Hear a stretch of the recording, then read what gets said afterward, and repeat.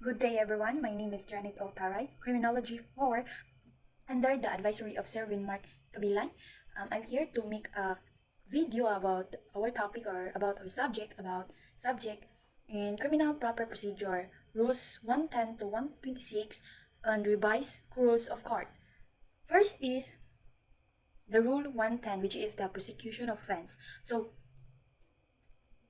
prosecution of offense is first is criminal procedure is the method of prescribed by the law, apprehension and prosecution of the person accused of any criminal offense for their punishment in case of conviction.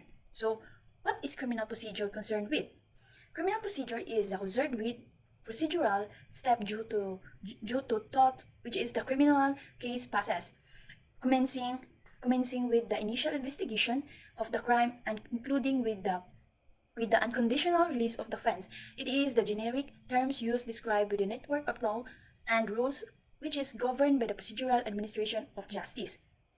So, by filing a complaint with the proper officer for the purpose of conducting requisite preliminary investigation according to the Section 1, Paragraph A. So, in preliminary investigation is required for an offense which is penalty prescribed by the law at least 4 years, at least 6 years, 2 months and 1 day in the new amended. Without regard the rules of 112 Section 1 Paragraph 2. In addition, in Section 6, sufficient complaint or information, the requirements of the valid complaint or information is the name and the surname of the accused or any appellation or nicknames by which is known as has been known as. Second is the designation of the offense given by the statute, the acts or the omission of complaint and containing the offense. The fourth is the name of the offense party. 5 is the approximate date of the omission of the offense, and the last is the place where the offense was committed. So the place of commission, cause of the accusation of the offense, date of the omission, and then that is the requirements for being valid for a complaint, valid to file a complaint or information according to the rules of 110. Rule 111, which is the prosecution of civil action. In Section 1, Institute of Criminal and Civil Action, Paragraph A, when the criminal action institute the civil action for the recovery of civil liability arising from the offense charged shall be deemed institute with the criminal action unless the offended party waives the civil action, reserves the right of institution is separately or institute the civil action prior to the criminal action.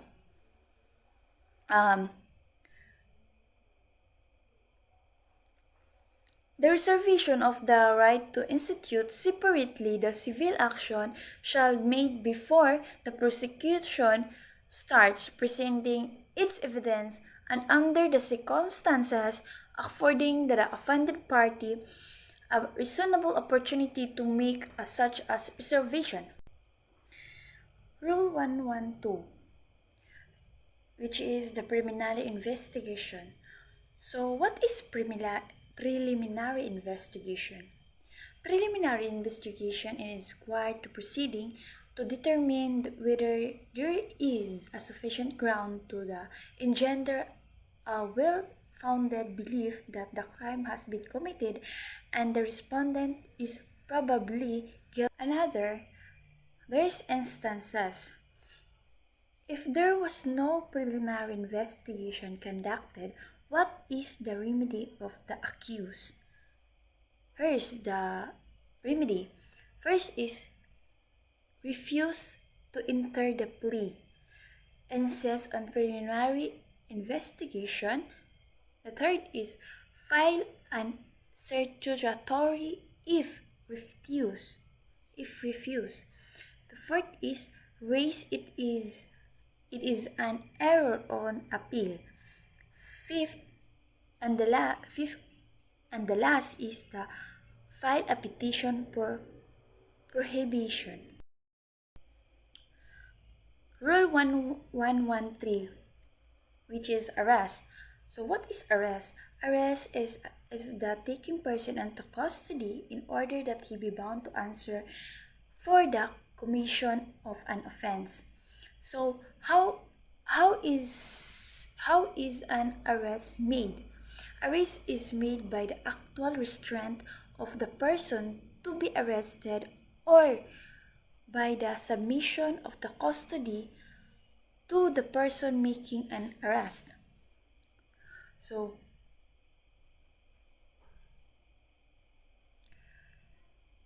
what is the duty of arresting officer who arrests a person? The answer is he must deliver the person immediately to the jail or police station. Section 114, which is the bail. So bail is a temporary release of the person. And another meaning is bail is the security given for the release of person in the custody of the law. Bail may be in the form of, first is, there are four types. First is the corporate surety, property bond, cash deposit, and recognizance. What is recognizance? It is an obligation of record entered into before a court magistrate duly to and authorized to take it, with the condition of the some particular act, the most usual condition in criminal cases being the appearance of the accused for trial. So, when is the bail matter of right? When it is a matter of discretion. In the MTC, it is a matter of right before the or after the conviction, regardless of the offense. In the RTC, it is a matter of right before the conviction, except for the offense punishable by death, reclusion perpetua, or life sentence, and the evidence of guilt is not strong. In the case of dictionary, after the conviction, bail is a matter of discretion regardless of the offense. The application of bail may be filed and acted upon his trial or court as long as the original record of the case has not been transmitted to the appellate court. However, if the decision of the trial court changing the nature of the offense from the non-bailable to bailable to application should be addressed and resolved by the appellate court. Rule 115, which is the right of accused. So, what are the right of accused? So, there's a 9 right of accused. First is to be presumed innocent until the contrary is proved beyond reasonable doubt. To be informed the nature and the cause of accusations against him, to present and define the person and the counsel at every stage of proceeding from the arraignment to promulgation of judgment. Fourth is to testify a witness in his own behalf, but subject to a cross-examination on a matter as covered by the direct examination. 5.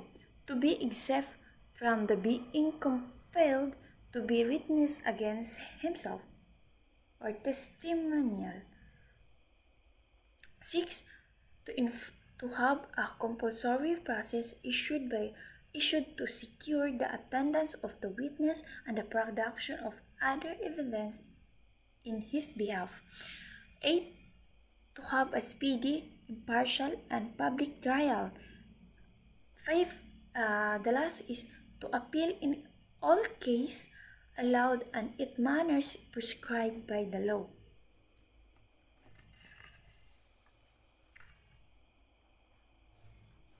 So, what are the two aspects of the right of the accused due to process? First is the substantive due process and the procedural due process. So, what is substantive due process? It refers to the intrinsic validity of the law, and the procedural due process, one that hears before it condemns proceed upon the inquiry. Rule 116, the arraignment and plea. Arraignment and plea how made. The accused may be arraigned before the court or complaint or information was filed or assigned for trial. The arraignment shall be made upon the court of judge or clerk by the punishing the accused with a copy of the complaint or information, reading the same in the language of dialect known.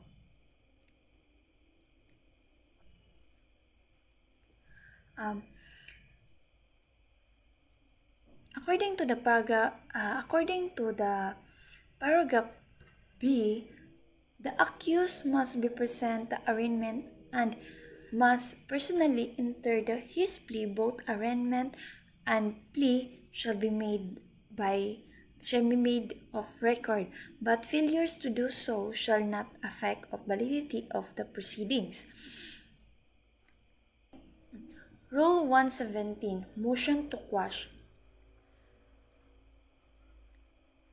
At any time before entering his plea, the accused may be moved to quash the complaint information. It is the ground. The accused may be moved to quash the complaint or information in any of the following grounds. First is, the fact charges not constitute an offense, that the court trying case has no jurisdiction over the offense charge, that the court trying the case has no jurisdiction over the person of the accused, that the officer who filed information had no authority to do so. So that's a ground.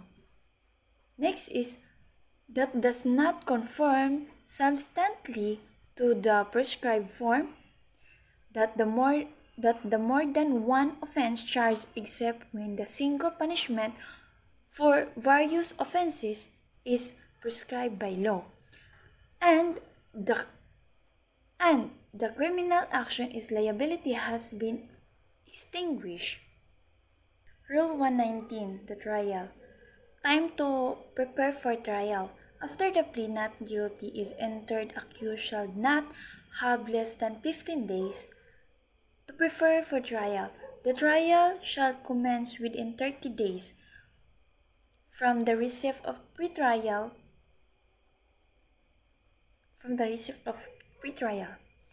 Continuous trial until terminated postponement.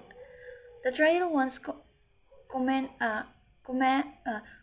commence shall continue from the day to day as far as practicable until the terminated, it is may be postponed for a reasonable period of the time for the good cause. The court shall be the court shall, after the conciliation with the prosecutor and defense counsel, sets the case continues trial on a weekly or the short items of the trial calendar at the earliest possible time as ensure the speed of trial. In the case shall entire the trial period exceed the 180 days from the first day of trial, except the otherwise authorized by the Supreme Court. Rule 121. New trial or reconsideration. The new trial or reconsideration any time before the judgment and of the conviction become final. The court may on motion of the accused or at its own instance but with the consent of the accused grant the new trial reconsideration. The grounds for a new trial. If that errors of law regulated procedural to the substantial right of the accused have been committed during the trial. Second, but that the new material evidence has been discovered which is the accused could not with reasonable diligence have discovered and produced at the trial, which is the introduced the admitted would probably change the judgment according to paragraph 8. The grounds for the reconsideration. If the court grant consideration on the grounds of error of the law of a fact judgment, which is requires no further proceedings. From the motion and notice to the prosecution, the motion of new trial consideration shall be in written and shall state the ground which is a base. If the base of newly discovered evidence, the motion must supported by the affidavit copies of document which is proposed by the introduced in evidence noticed by the motion for the new trial or reconsideration shall be given for the prosecutor.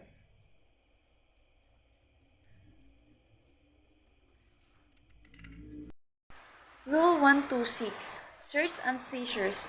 Search and seizures defines is an order of writing issued by the name of the people of the Philippines, signed by the judge and directed to the peace officer, commending himself as him to search a person property described therein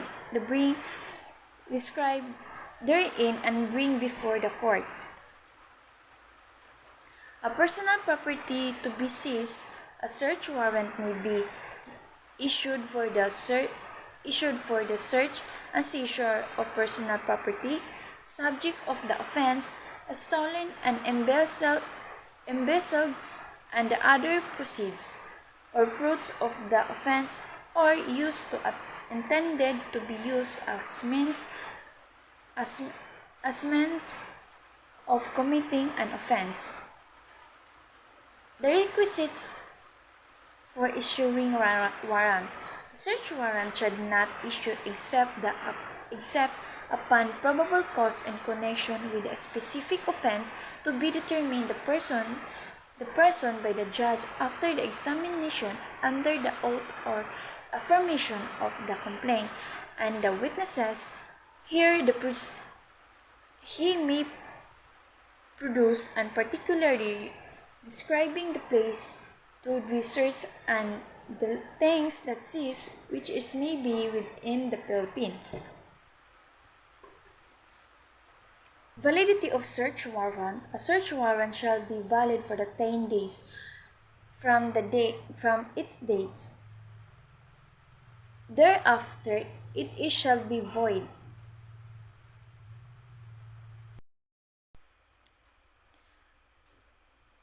The delivery of property or inventory thereof the court return the proceeding thereof. The officer must forthwith the delivery property cease to the judge of issue warrant together with the true inventory thereof duly to the verified under oath. 10 days after issuance of search warrant, the issuing judge shall be ascertain if the return has been made, and if none, shall summon the person to whom warrant was issued and required him to explain why no return was made. If the return has been made, the judge shall ascertain whether the section 11 of his rule has been complied with, and all shall require the property seized to be delivered to him. The judge shall be see to that subsection to be complied with. The return on the search warrant shall be filed and kept by the custodian to logbook on the search warrant, who shall enter with therein the date of the return, the result, and other action of the judge. So that's all. The last is the Rule 127, the provisional remedies in the criminal cases. Ability of the provisional remedies. The provisional remedies in the civil action, insofar as they are applicable, may be availed of in connection with the civil action deemed with institution with the criminal action. When the accused is about abscond from the Philippines, when the criminal action is based on the claim of for money and property embezzled as fraudulently misapplied or convicted to the use of accused who is the public officer of a corporation, attorney, factor, broker, agent, or clerk in the course of his employment as such, or by the other person in the fiduciary capacity, or the willful violation of the duty. So that's all.